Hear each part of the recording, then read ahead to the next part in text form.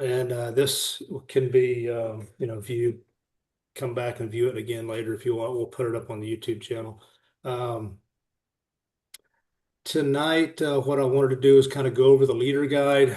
In the very first couple of minutes, we've got Jason on board. He's going to be one of our participants. There's a little bit of information that'll be pertinent to him, and then Jason after that, it's going to be kind of leader specific. So I'll let you drop off at that point.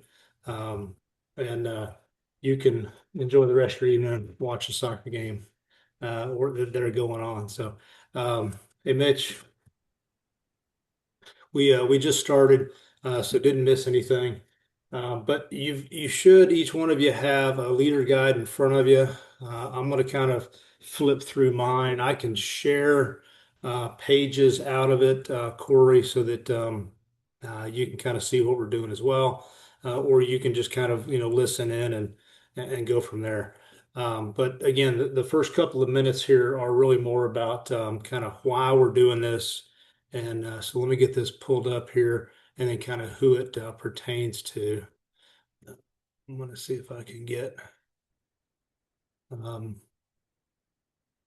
there we go. We'll get this one pulled up. All right, so can you see a little document there, OSG mission? All right, very good. So essentially what, Hey, we're just seeing your file, yep. your folder, Just the file the folder. folder. Let me Yeah, get that not pulled the up document. then. How about that? Mhm. Yep. Okay, all right, very good. So this is the start of a program that is going to help um, folks. Number one, going to help folks kind of move toward the OCS as a kind of a certification. And honestly, before I even get there, well, I got a few people to congratulate. Adrian and Mitch and Colby, they all just kind of received their passing on their certification exams, if not everybody was aware of that. So congrats, Adrian, um, Mitch, and Colby. Good job, guys. Mitch with the SCS, is that correct? Yeah. Okay. So we've got SCS, two OCS. We're going to call everybody our leaders will be accountability partners. So, Jason, you hear the term accountability partner, and then there'll actually be some nice firsthand recent experience that the participants can kind of draw from. But we're here basically to get you through to the 2027 exam period.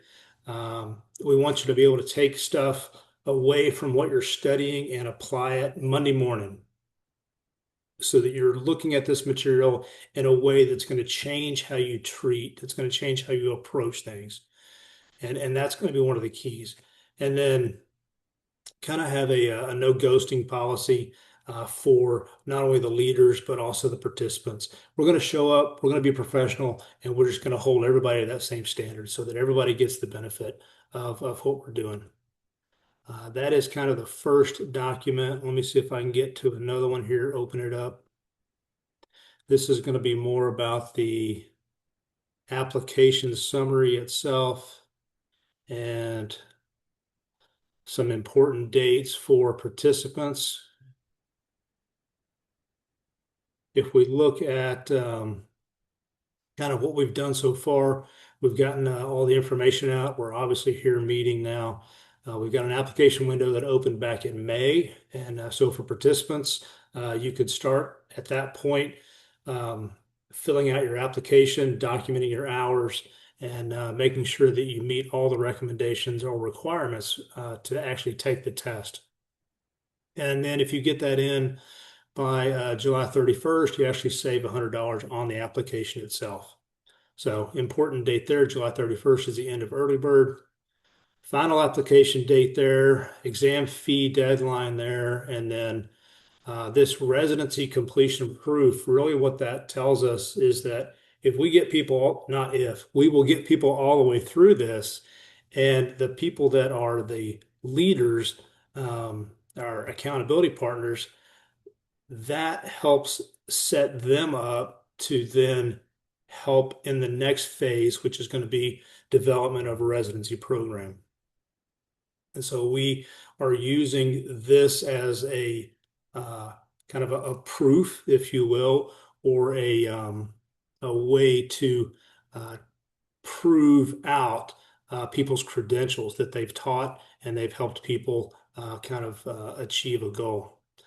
And so again, here just some more application requirements. I did send this out in a separate email to each one of the participants. So you should have this in email. But again, there's the fees, and then you've got a participant agreement, which does detail out reimbursement as well as a completion bonus that is available. And that really does it for any of the participant information. So if you have any questions, I know Jason, you're kind of the only participant on here. I got a hold of a couple of them and said, you guys really don't need to be involved in this one because we're going to have maybe one more Zoom right before we get started in August. We'll have a late July kind of question and answer session, and then we'll kick it off. I believe it's August 3rd. So at this point, if you've got questions, throw them out there. Happy to discuss. If not, if you're all good, I'm not trying to put you on the spot, but you can thumbs up and you can head out, whatever you'd like to do. Questions, happy to answer them. Thumbs up. Okay. All right. Very good. Well, take it easy. Enjoy the rest of your evening. Thanks for jumping on. Appreciate it. We'll see you Have a good tomorrow. night. Thank you, guys. All right. And we do have one more that is not joining us. Elizabeth, she mentioned to me, I think it was Tuesday, I was in Dallas, that she had a prior commitment for tonight so that she wouldn't be joining us. So again, we're recording this and she can jump on and kind of watch at any point. But I'm going to go ahead and move us through. Any questions kind of to this point? If you got questions, just unmute and stop me. Because I'm on a laptop and when I'm sharing screens, it's hard to see everybody. So just jump on and stop me.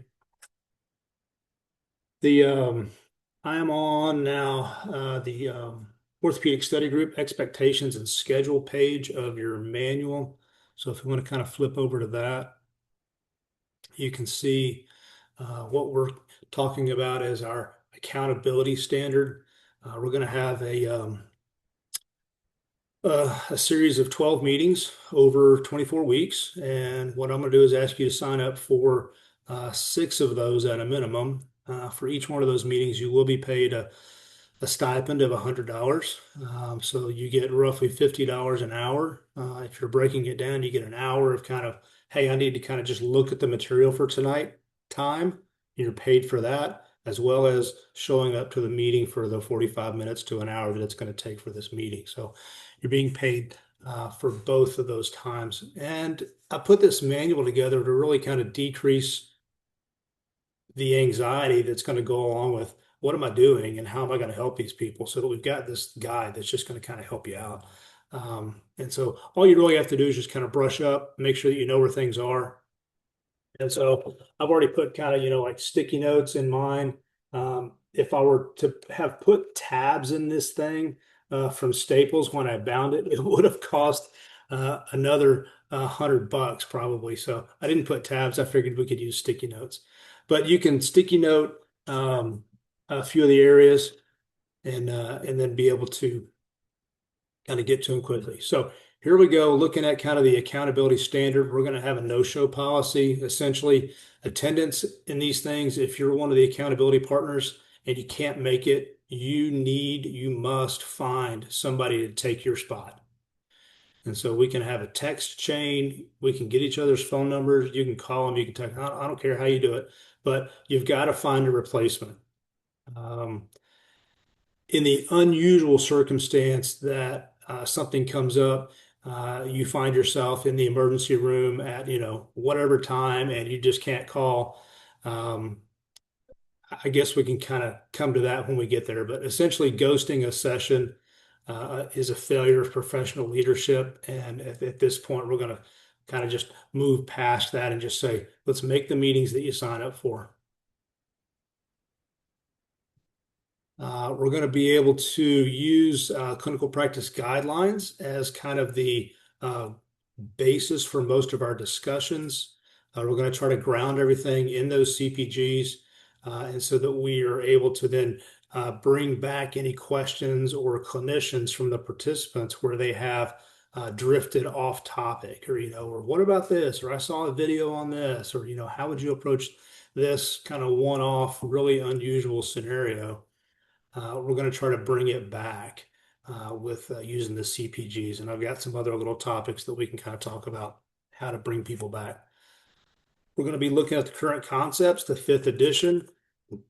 I've got the fourth edition in my hands. I don't know if you guys, maybe a show of hands, if you actually got the fifth edition or if you used something else completely like MedBridge or something else. So, does anybody actually have the fifth edition? So Okay. I use MedBridge for mine. Say it again, Mitch. I use MedBridge for my study stuff. Okay, okay. And as long as you can kind of reference, all right, look, in MedBridge, this is what they were really kind of emphasizing. But I do have the kind of manual primed with the CPGs, so that you've got kind of a cheat sheet in the back there for you. This is a little bit of a flow for each of the meetings for an hour. At the beginning, there'll be kind of a quick little high yield quiz just to kind of say, hey, have you been looking at the material? Here's a question for you to answer. We can talk about it for a few minutes. And then you'll be given the answer of that in the back of the manual. For this first module, it talks about sensitivity, specificity, red flags, evidence-based product practice. So these examples here, reviewing red flags, differential diagnosis, that all comes from kind of that first session. The majority of the time is going to be spent kind of in that deep dive as well as a patient case, seeing if you can get them talking by, who did you treat this week that fell into a particular profile, or that you were able to use some information that you've then read to help you make a clinical decision. Did you read about a special test that helped you this week? What was that? How did knowing that piece of information change or improve your decision making? And then seeing if there's anything that is left over. Is the clinician still having a difficult time with a particular topic? Is there something that you could point them to in your experience? Something like a MedBridge. Hey, MedBridge had a really good module on this, or in the fifth edition, in this page, it really explains that pretty well. Take another look at that, and we'll see if we can kind of get you the help you need there. Okay. All right, so the meetings, I've got the first meeting scheduled August 3rd, and then the second meeting August 17th from 7 to 8 p.m. Central Time. We'll need people to kind of sign up for those two meetings. It tells you kind of what monograph is going to be covered in the meeting. And then beyond that, it is up to you guys and up to your schedules to decide, hey, for module 3, I can do this, but it's got to be on a Tuesday, or because I've got something regularly standing on a Monday I just can't make. So I'm not going to do the first two, but I can do the next 2 or 3 after that if they're just on a Tuesday. And so we take this schedule and we will fill this out before we start in August, so that ahead of time for the next 24, what is that, 6 months, kind of what your responsibility schedule wise is going to be. If you got a wedding coming up, don't book yourself during those weeks. Take a couple afterwards. That's fine. You can front load, you can back load, you can take more than 6 if you want. If you're like, man, I could use a couple extra car payments, that's fine. You can take the meetings that you want, but I want you to sign up for 6. So look this over, and we're going to fill it out and get it complete before we start in August. Okay. All right. So that is kind of that page. We're going to move into kind of some facilitation guidelines. And these are really more just about how to facilitate a meeting, how to get people talking, and so forth. All right, so at this point, you ought to see facilitation guidelines.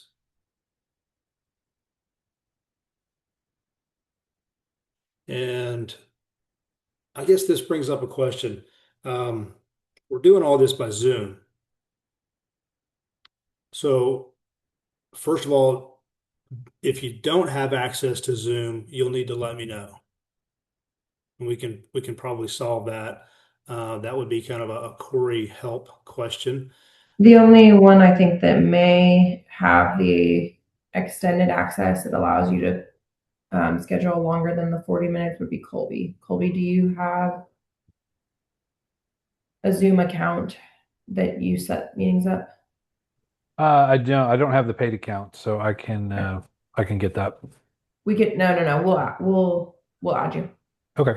Yeah, just add me to that. I just have the free one for our staff meetings. Okay, we can add them. Okay.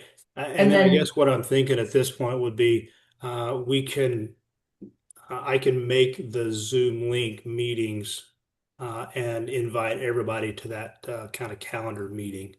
So when we you get the can, schedule made, then we'll just go through and kind of make the Zoom links. yeah, when I can show you how to set it up to be recurring and then add them as all of them under our account as alternate hosts. And so then anyone can start it from there. Okay. All right. That'll be good. All right. Very good. We have now turned to the next kind of section, which is the facilitation and Q&A guidelines. So really the goal here is to facilitate a collaborative evidence-based environment. As an accountability partner, you're not expected to be the walking encyclopedia, okay? You're the facilitator of the meeting. You've got this guide to kind of help keep it focused and manage some difficult questions, but ultimately we want it to stay centered around the literature and what the literature is saying to the participants. So we don't really need you doing a lot of extra studying. You're just kind of looking through the guideline, through the manual and seeing what the clinical guidelines say for that module. If we were to try and kind of give you a few options for keeping people on track, that would be what this section is for. So you got 1, 2, 3, 4 kind of sections, with the fourth section being kind of just a summary of kind of all of these tasks. So if we've got somebody that is wanting to really kind of take the conversation in a different direction, I do this in my facility, or I've seen this video, hey, um, uh, Mitch, that's a great observation. However, what does, the CPG say for us? How does that relate to the CPG right now? Can we bring it back to that? Uh, there's another way to kind of get people back on track. Hey guys, we've got about 15 minutes left in this module. We still need to hit a few of these things. So let's kind of keep it moving. I want to keep you going in the material. This was a good discussion. If you want to carry it on afterwards, we can do that. But let's at least get through the material so the people that need to leave can. Okay, so just some kind of information about how to handle the I'm not sure. If you're hit with a question you can't 100% answer or feel really good with a 95% confidence, don't guess at it.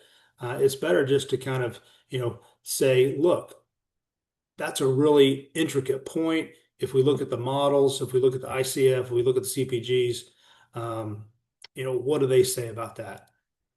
If we're really stumped with it, we could then kind of ask the crowd about it. I don't have the exact answer. Has anyone kind of gotten to that point in their study where they could answer this question for Mitch? Or does anybody else recall anything that would be helpful here? If not, I want to give you the most accurate answer I can. And so let me look that up and get back to you.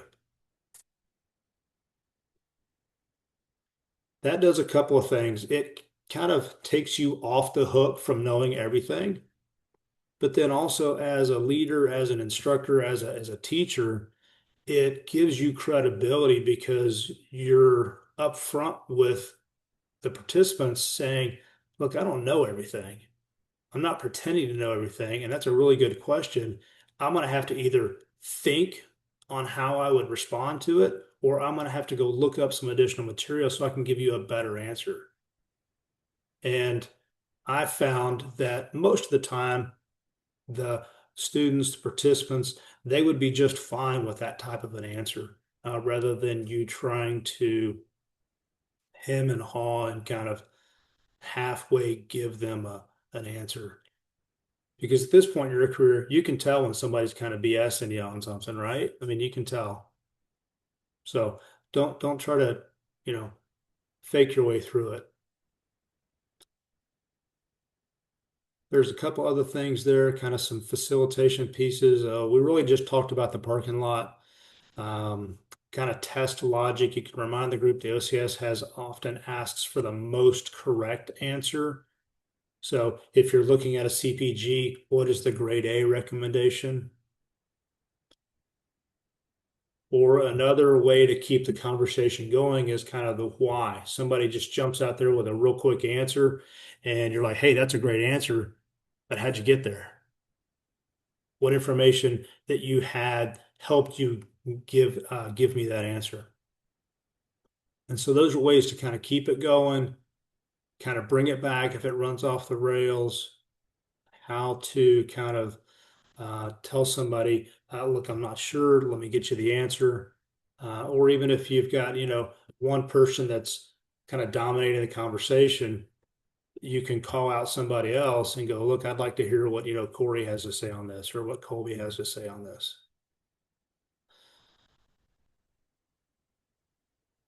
All right, good. That's kind of that piece. And that now is going to take us actually to kind of the meeting pieces. I'm going to cover the first one. And then I'll leave the rest of them to you to kind of just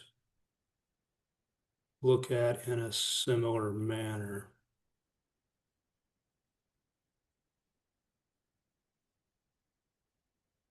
All right. So here's our leader guide, ortho study group. We are beginning meeting 1. And so we could have kind of a reflective kickoff or an icebreaker, which would be something like, hey, in the last couple of weeks with your studies, is there something specific that you've done? I kind of already talked about this a little bit. Is there something that you've done with your current reading that directly change a piece of your intervention or your evaluation process? Is there something that you did, and how did that go? How did the patient respond to that change? And then you got to be comfortable with allowing that to sit and bake for a few seconds before somebody jumps out there and gives you an answer. So that uncomfortable silence for 5 or 8 or even 10 seconds is okay. It's like, hey guys, we're here to help facilitate conversation. I'm not going to carry this whole thing. So if you've got pieces that you want to discuss, that's great. But I've got a few questions in order to get the most out of this. I'm going to need some back and forth here. All right, so that's kind of your icebreaker. And then meeting 1, that first module, if you get in and look at how the modules are arranged, it's the .1. So it is the first module. And so I organized all of the meetings kind of to follow how the current concepts is set up.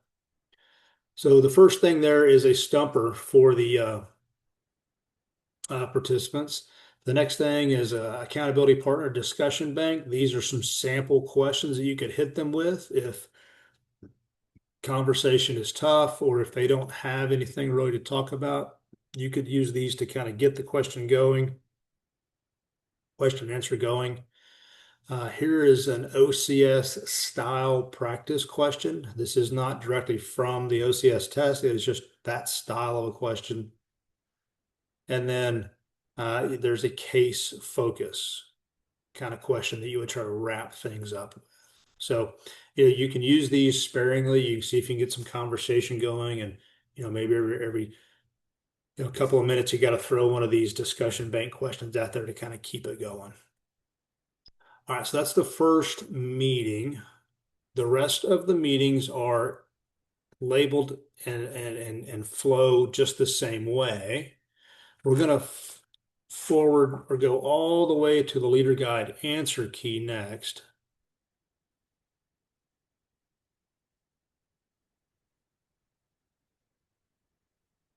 Getting this pulled up here for us.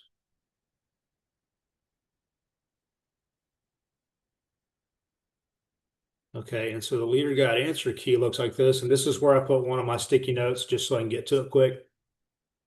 Meeting 1. Remember the stumper that we had? The stumper was, I'll go back and read it to this again real quick. Define negative likelihood ratio of 0.1. Does that provide a strong or a weak shift in clinical certainty? And then here would be your answer. A negative likelihood ratio of 0.1 represents a strong shift in clinical certainty, significantly decreasing the probability that you making it ideal to rule out a diagnosis. So it does kind of help to review the answers so that you don't stumble on your words like I just did, so that you can, kind of get the answer out. And then, here are some questions about the AP study bank. Here's the answers to those questions that were in that meeting 1. Kind of, if you wanted to throw out the central versus peripheral sensitization in terms of receptive field size and stimulus threshold. And then here's the answer for you. Okay, again, so this is really all your prep work because you're just going through reviewing these answers and kind of being ready for, hey, this is it. And then we've got an OCS practice question. There is that piece. And then going to the leader guide, the case on that one. We're going to have present a patient with a chronic multi-site pain with high kinesiophobia, Tampa kinesiophobia scale greater than 50. What does that mean? And we're going to find that answer all the way at the back under meeting 1 foundations. So let me open that piece real quick. It's called the cheat sheet and the CPG or CPR guidelines.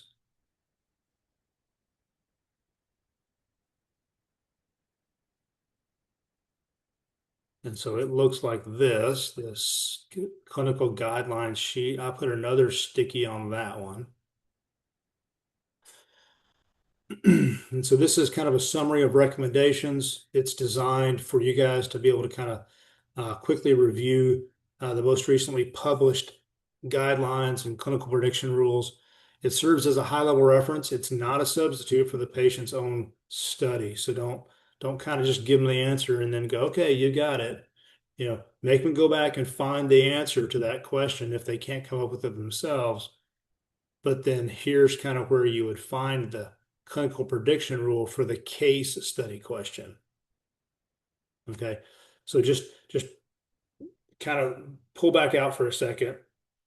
The meeting kind of flow has a case question at the very bottom.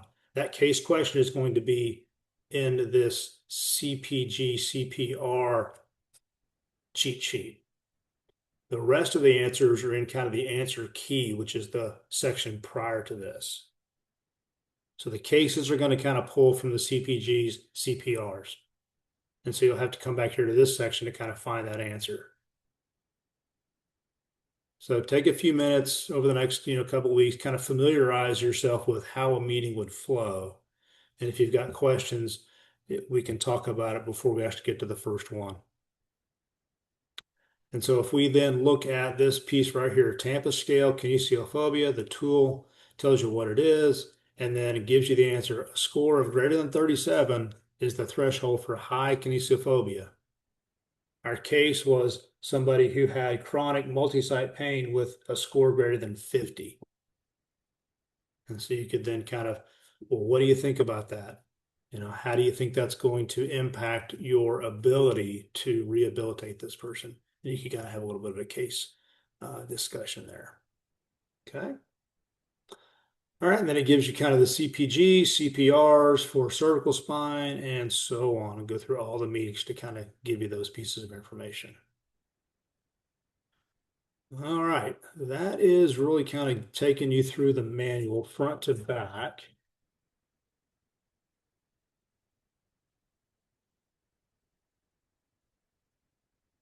Thoughts, questions, concerns, suggestions, any of the above. That's me tapping on my desk, by the way, if you hear that. The people that are presenting in the class, they don't have this, do they? Okay, so all like the framework and questions, they would not know that that's coming. Correct. Okay, got it. Cool. Yep. So the participants are going to show up and go, "Hey, what's happening? I've been studying." And you're going to go, "All right, great. This is kind of what we're doing. Our goal is to facilitate a meeting and help discuss, talk through some topics. The meeting can be guided by you guys. If you've got questions and answers and there's good conversations, we'll try to let that roll for a little bit, but I do have some specific guide rails that I want to try to keep us focused so that we get through a couple of questions to kind of spark some additional conversation. So if it starts off great and it's being monopolized for 3 or 4 minutes, not a big deal, let it roll. But if it starts to kind of get into that 8 or 10 minute conversation and you're like, okay, I need to kind of focus this back, you can use some of those techniques that we discussed in the manual. It's like, hey, this thing's starting to go off the rails. Let me go find my kind of break thing and I'm gonna bring them back with this and see how that works. It's always kind of fun. I remember when I first started teaching, I read a book called The Skillful Teacher and it gave you all these great ideas. And there were so many of them. It's like, I'm going to try this one thing today and see how that works. So you have to be judicious with kind of how you use them. So,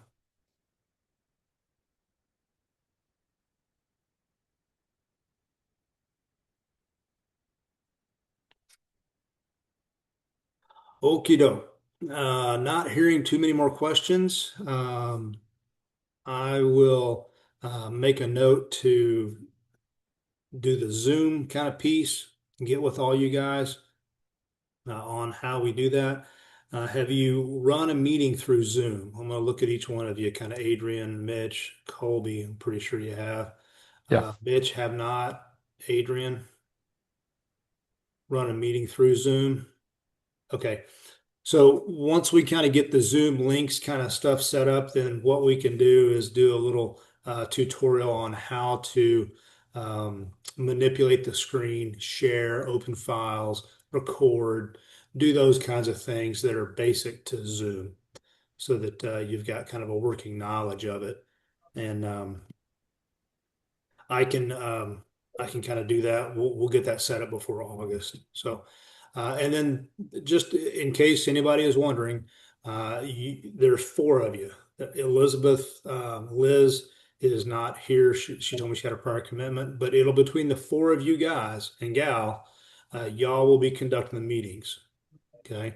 And so if somebody's not there, you four are kind of the ones. Hey, I got two of the people I can kind of pull from and see if we can get somebody. I am absolute last resort. Not that I don't want to do it, but I set this up so that it was kind of peer led on purpose.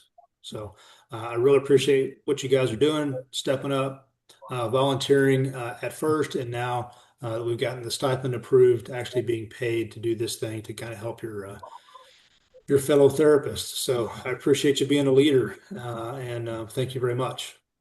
Okay. We'll let you roll at this point unless there's any more questions. Do you just want us to email you our the weeks that we want to, the sessions we want to lead? What's the best way to communicate that? I think that would be good if you wanted to do that. Yeah, if you've got some dates that you know for sure, I want to do these and kind of on this day and this time, go ahead and shoot those to me. What we'll do is we'll probably have to put a sign up genius or like a little Google form or something together and kind of, marry everybody to certain times. Like if Colby chooses, Thursday at, midnight, we're gonna have to get somebody else to join him there, Thursday at midnight. So he won't be by himself. Don't worry about that. Don't worry about that. Okay. All right. Colby, are you using your TOA email address or are you using your personal email address for Zoom? Yeah, I'm pretty sure it's my TOA. Let me see if Okay. yeah, it's in my calendar That now. might be the only hiccup that we would run into, and I may just need to get you and Actually, I can see. yeah, actually, it doesn't look like it. It looks like I am in my account looks like it's my personal. So Okay. We'll try to add it with that email address. For some reason, I'm thinking the TOA one won't work, but we can try either one. If not, we'll just assign you an ITC email address and you'll use that as your login. But I'll help you okay, do that. All right. perfect. Good. Sounds good. Corey, thanks for jumping on to kind of help with some of those, back end things. I really appreciate it. I have one thing. I was just gonna chat quick with you and Mitch for 1 second.